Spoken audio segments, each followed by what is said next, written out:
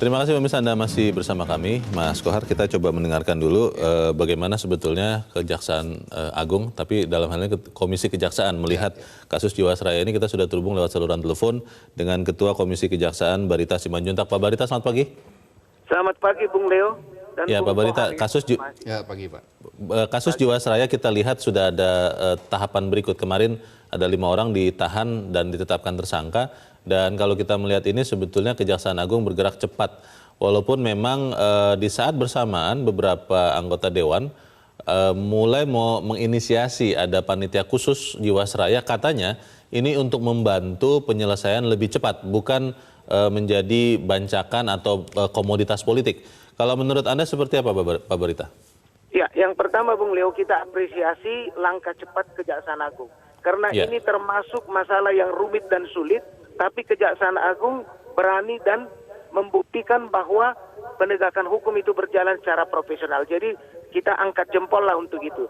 Yang kedua, ini bukan proses OTT. Karena itu maka alat bukti, seluruh proses yang ada itu harus kuat dan sudah berada pada tahap penyidikan dan penetapan tersangka. Itu berarti Kejaksaan Agung sudah mempersiapkan dan sudah memegang kunci-kunci pokok dari penyelesaian kasus ini secara hukum.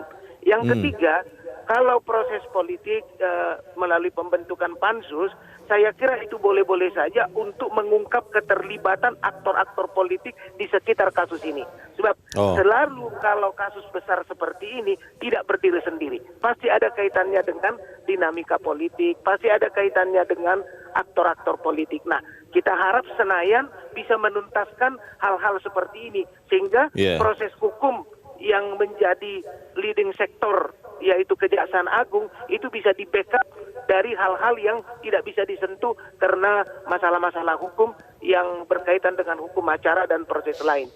Tapi Pak Barita, kalau kemudian pansus katakanlah dibentuk, kemudian bekerja paralel begitu bersamaan dengan apa yang dilakukan oleh Kejaksaan Agung dan penegak hukum yang lain di kasus Jiwasraya ini, apakah nanti tidak berpotensi tumpang tindih? Satu, yang kedua, apakah tidak berpotensi kemudian melencengkan penyelesaian kasus, Pak? Karena kalau sudah bicara politik kan tidak pernah ada yang bisa menghitung secara pasti, Pak Barita. Iya, itu yang juga harus dikawal. Itu yang juga harus diberikan pengawalan oleh tentunya masyarakat agar jangan melenceng ke hal-hal lain. Substansi hukumnya harus jalan. Karena itu kita berharap ini tidak selesai hanya di 5 orang itu. Ini juga harus diungkap yang lain. Bagaimana polisinya, bagaimana OJK-nya, bagaimana Kementerian BUMN-nya, bagaimana investasinya. Ini kan secara menyeluruh harus diungkap sehingga masyarakat percaya bahwa proses ini benar-benar bisa berjalan dengan baik. Dan Kejaksaan Agung melalui pernyataan Jaksa Agung, saya kira membuktikan gebrakan awal tahun ini hadiah bagi pemberantasan korupsi yang dilakukan oleh Kejaksaan Agung. Kita apresiasi betul dengan ini dan kita harus kawal proses hukumnya dan proses politik itu public public opini dari masyarakat, dukungan itu diperlukan agar itu tidak melenceng ke hal-hal lain, Bung Leo. Baik, kita ikuti saja nanti perkembangannya seperti apa. Pak Barita Simanjuntak, Ketua Komisi Kejaksaan, terima kasih Pak sudah bergabung bersama kami pagi ini. Selamat pagi. Terima kasih, Bung Leo. Ya, Mas Kohar, kalau kemudian barusan dijelaskan atau di pendapat dari Ketua Komisi Kejaksaan Barita Simanjuntak bahwa ya tidak apa-apa kalau kemudian pansus itu tetap dibentuk karena mungkin itu akan bisa membantu penyelesaian masalah. Pertanyaannya adalah apa ia akan begitu? Karena beberapa pansus seperti tadi Mas Kohar katakan justru belum atau tidak menyelesaikan masalah. Ya, pansus selama ini kan banyak sekali dimaksudkan untuk mencari panggung, mencari dan mencuri panggung. Itu yang tidak bisa dihindari, tidak bisa dihindari akan terjadi. Nah, ketika panggung itu betul-betul menawarkan sebuah euforia yang berlebihan, maka maksud utama, substansi dari ditegakkannya kasus ini akan menjadi timpang, akan menjadi tidak terarah. Apa itu? Kan keinginannya adalah bagaimana Jiwasraya ini kembali bisa membayar polis para nasabah, membayar janji-janji yang sudah disampaikan, beberapa yang jatuh tempo. Betul. Dan yang ikut di dalam skema produk JS Saving Plan ini kan belasan ribu, bahkan sampai ada 17.400-an sekian. Sekali, nah, itu kan bukan uang yang sedikit dan itu publik yang menjadi korban. Nah, mereka yang harus diselamatkan, bukan memperkeruh suasana sehingga ini menjadi panggung politik, lalu penegakan hukumnya itu menjadi kendor, dan pada titik yang sama investor akan wait and see. Investor yang tadinya misalnya ingin masuk untuk ikut menyehatkan Jiwasraya, sehingga Jiwasraya bisa membayar polis asuransi itu, kemudian akhirnya melihat bahwa skema politik ini ternyata lebih dimainkan, bukan hukum sebagai leading sektornya, tetapi politik yang akhirnya menjadi leading sektor, maka yang terjadi kemudian, ya mereka tidak jadi, jangan-jangan tidak jadi. Nah, yang kalau sudah tidak jadi bagaimana? Jiwasraya akan kesulitan karena pemerintah kan sudah jelas tidak akan memberikan bailout, tidak akan memberikan bailout sebanyak itu. Lalu bagaimana nasabah? Lalu bagaimana mereka pemegang polis yang sudah dijanjikan? Oke lah, taruhlah misalnya keuntungannya tidak 6,5 sampai 10% itu, tetapi uang pokoknya saja yang dikembalikan, itu kan juga sudah membutuhkan uang dalam jumlah yang besar, dan direksi yang baru kan menyatakan tidak mungkin karena tidak ada anggaran, tidak ada dana yang bisa digunakan untuk membayar ini. Kalau pansus itu diadakan untuk membantu secara politis, Mas Kohar, mungkin karena di dalam penyelesaian kasus Jiwasraya ini jangan-jangan ketemu pihak-pihak kuat, orang-orang besar begitu yang kemudian punya pengaruh politik juga, sehingga mungkin penegak hukum, Kejaksaan Agung dan teman-temannya itu agak kesulitan, agak sungkan untuk menerobosnya, sehingga pansus itu yang membantu bisa seperti kalau itu. Kita percaya bahwa penegak hukum mampu melakukan penegakan hukum tanpa pandang bulu, equity before the law sebagaimana yang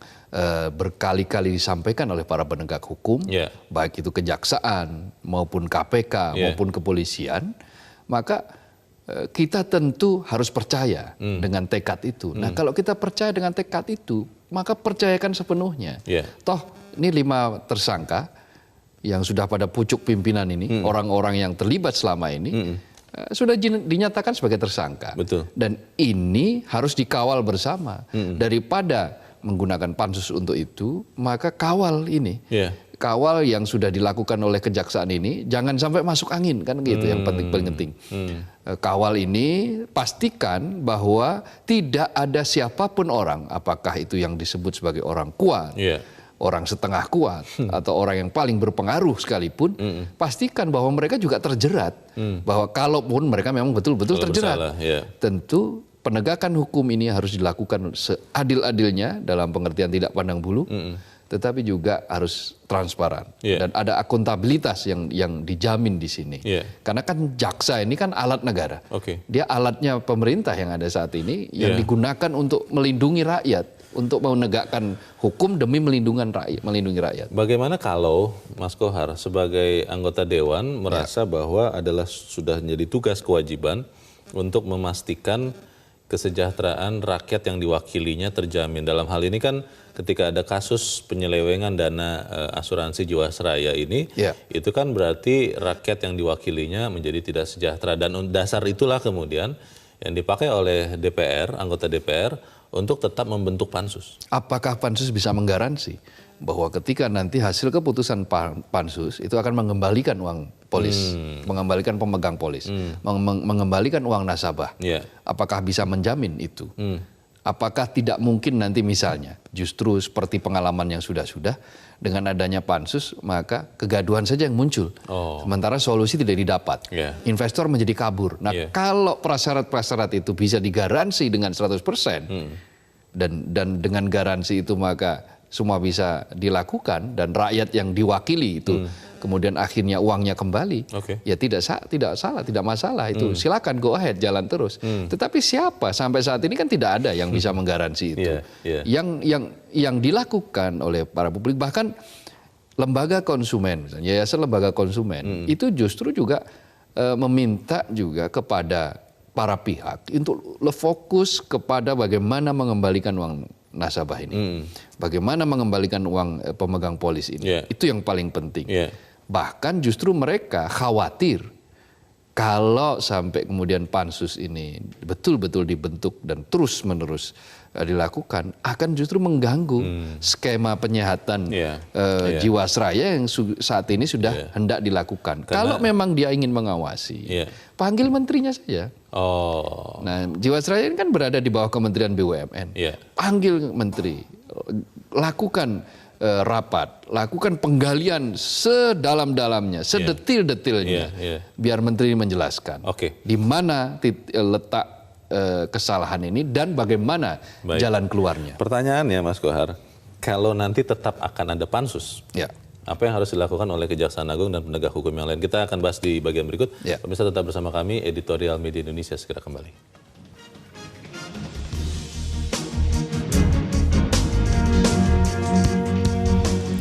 Terima kasih pemirsa, Anda masih bersama kami di Editorial Media Indonesia. Mas Kohar, sebelum kita bahas bagaimana kalau pansus tetap ada, kita akan coba dengarkan dulu pendapat dari pemirsa Metro TV.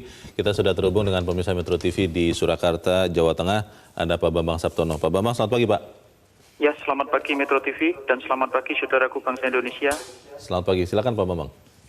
Jiwasraya tidak butuh pansus dan bukan sebagai komoditas politik.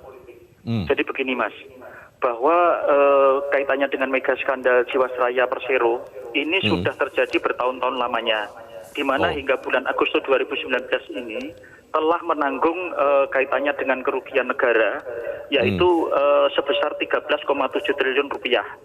BPK atau Badan Pemeriksa Keuangan telah menyelesaikan audit investigasi dan telah menemukan adanya kejahatan korporasi dalam pengelolaan Jiwasraya yang mengakibatkan kerugian secara internal, kemudian kerugian negara, maupun kerugian terhadap para nasabah.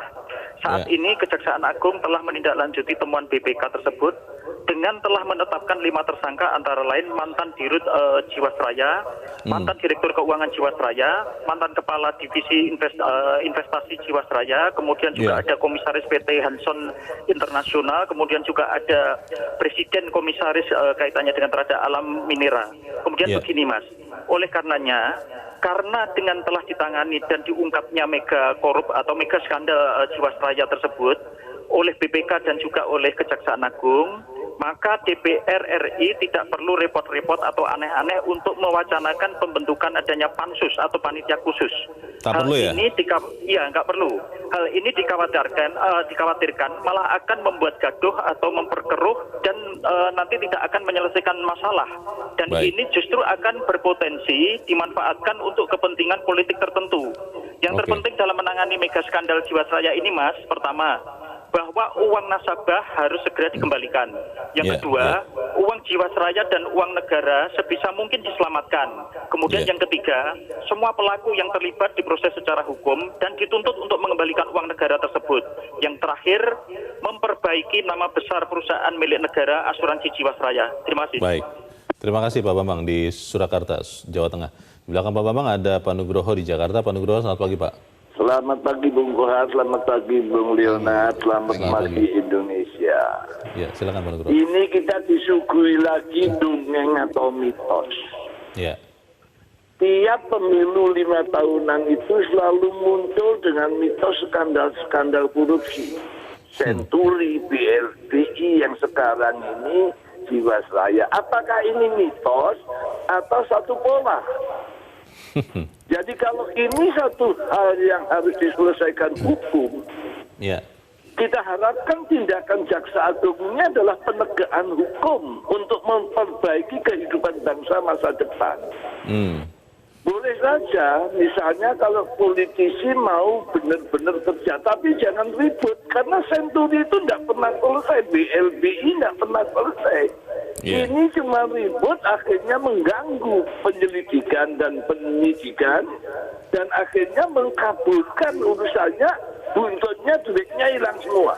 Jadi sebaiknya tidak usah ada pansus, Pak Nugroho?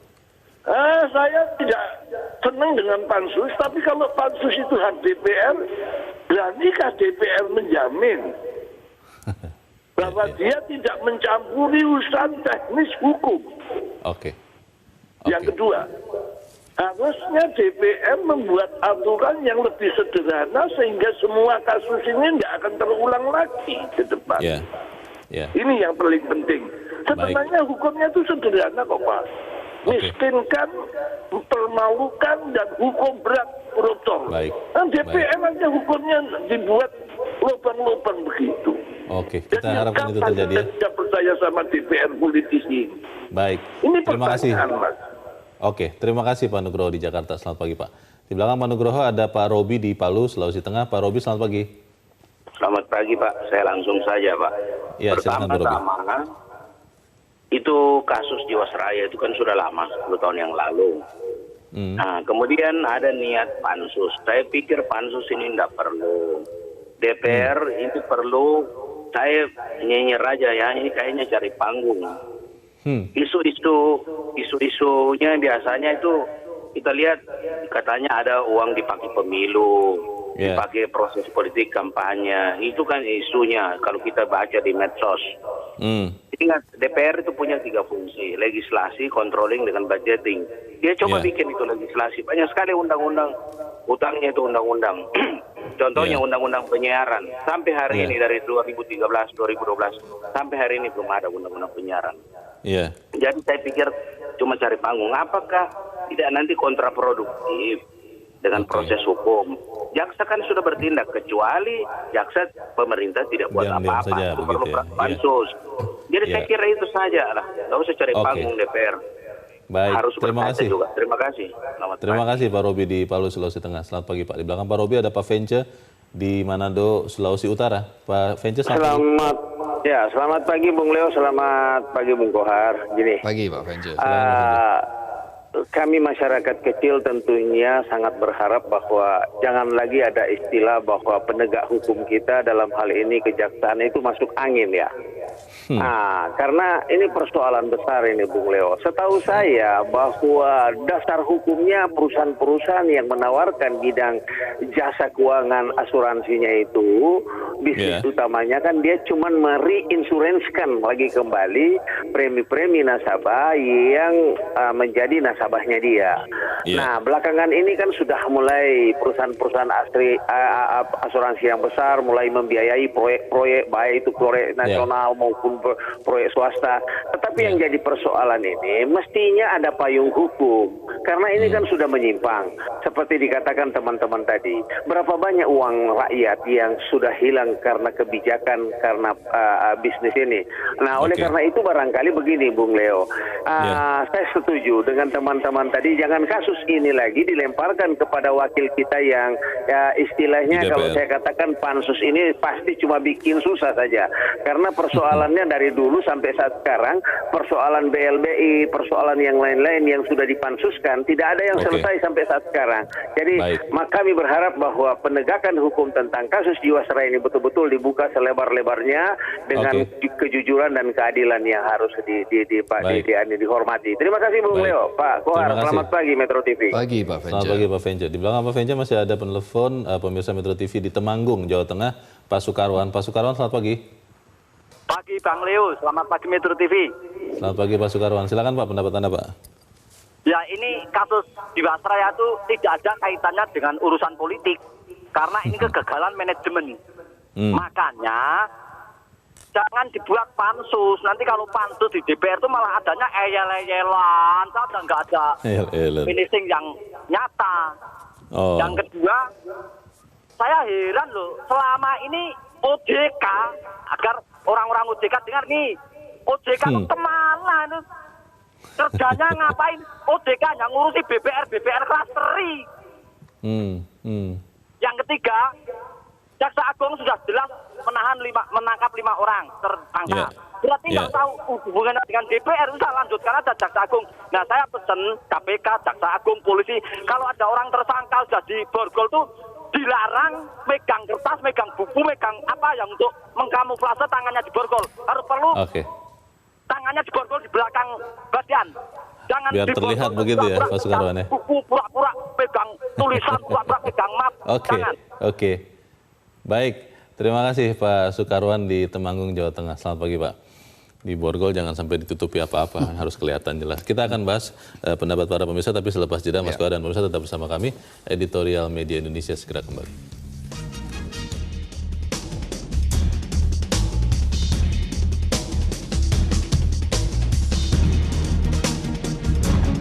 Terima kasih pemirsa, Anda masih bersama kami. Kita di bagian akhir dari diskusi kita pagi ini. Mas Kohar, tadi ada 5 penelpon dan kelihatannya kalau saya tidak salah 5-5-nya mengatakan pansus tidak usah lah, karena itu akan bisa berpotensi malah mengganggu jalannya pemeriksaan atau penegakan hukum oleh Kejaksaan Agung.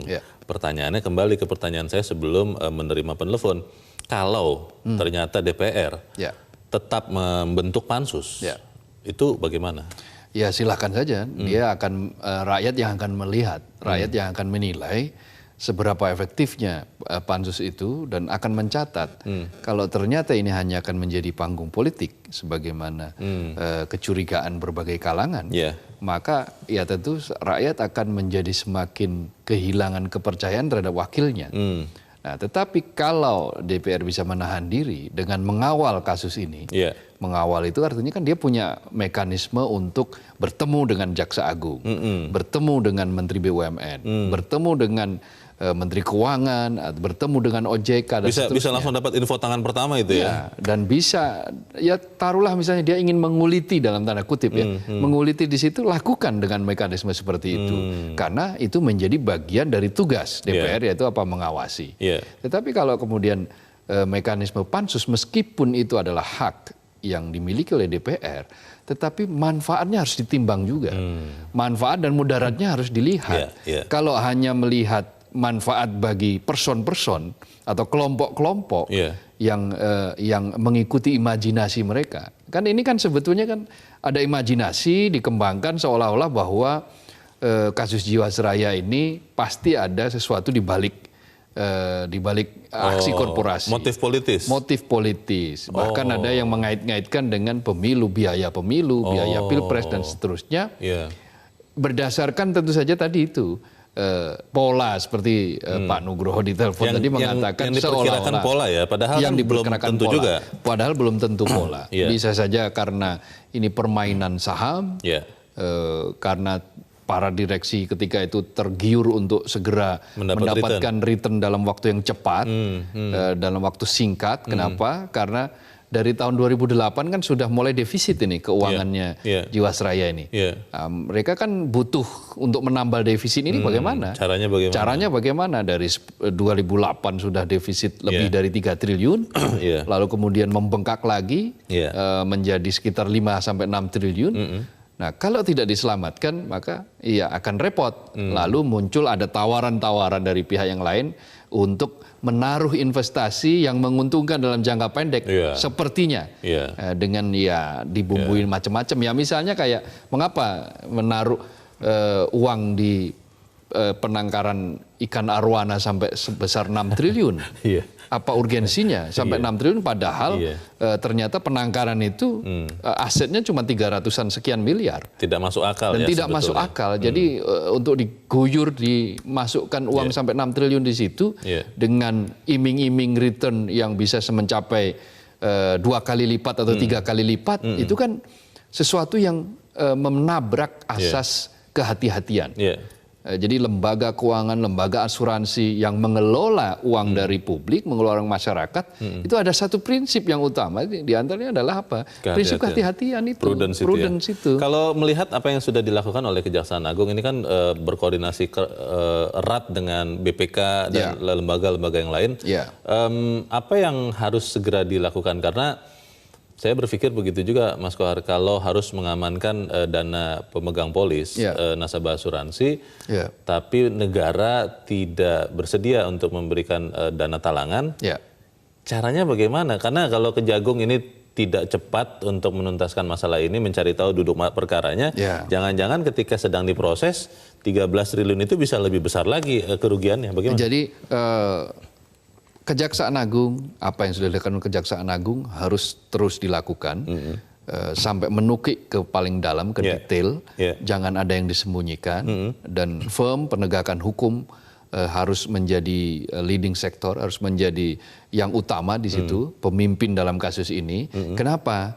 Karena mereka yang akan masuk ke Jiwasraya untuk memberikan investasinya akan melihat sejauh mana aparat penegak hukum itu mampu mengurai problem ini sampai tuntas. Kalau tanggung-tanggung tidak ada yang mau masuk juga. Jangan-jangan nanti khawatir mereka, ada kasus berikutnya. Ada kasus berikutnya, nanti mereka kena getahnya, dan bahkan uang mereka hilang dan seterusnya. Jadi ini yang menjadi garansi bahwa Jiwasraya akan bisa dimasuki oleh investor.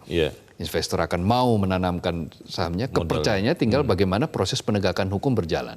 Kalau proses penegakan hukum berjalan, berhasil mengurai sebab musabab, mengapa sampai ini terjadi gagal bayar, mengapa sampai terjadi kerugian negara, semuanya bisa diurai secara tuntas, maka mereka akan percaya, oh berarti sempat ada kesalahan seperti ini, saya akan menanamkan uang saya dengan catatan akan dikelola secara benar, dan hal yang serupa tidak akan terjadi. Kepercayaan itu penting. Tadi Pak Sukarwan menggarisbawahi satu hal lagi nih Mas Kohar, terkait dengan pengawasan dari otoritas jasa keuangan. Yang kita tahu kan asuransi termasuk industri keuangan non-bank yang diawasi oleh OJK.